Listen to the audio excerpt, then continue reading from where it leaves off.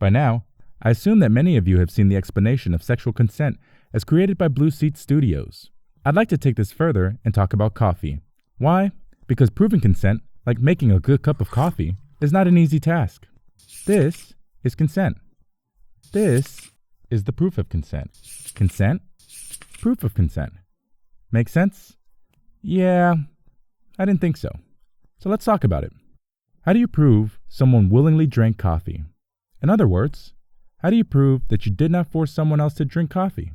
Could you show that you've never forced others to drink coffee? You could, but that still doesn't prove that you didn't force this particular person to drink it.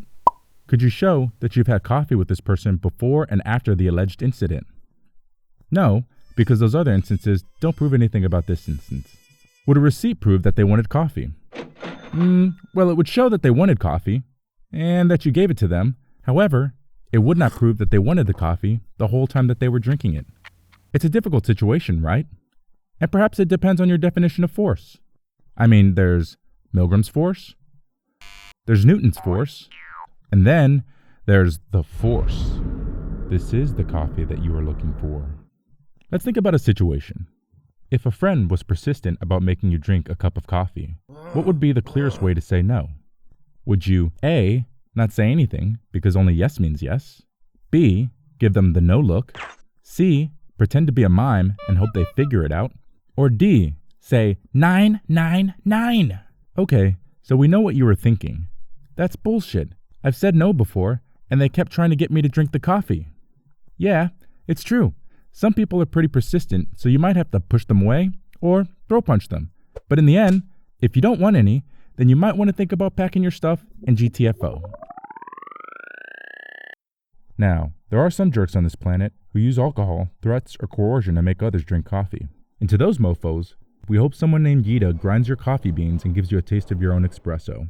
But because there are a few jerks, should we assume that everyone who offers coffee is guilty unless they can prove beyond a reasonable doubt that they're innocent? I don't think so.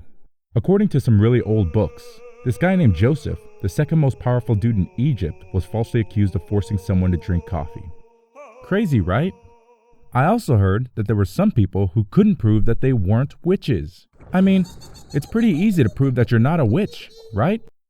Would people still offer other people coffee if they had to prove that they did not force them to drink it every single time that they offered coffee for the duration that this person was drinking coffee? You decide. So whether it's coffee or sex, maintaining communication throughout is important.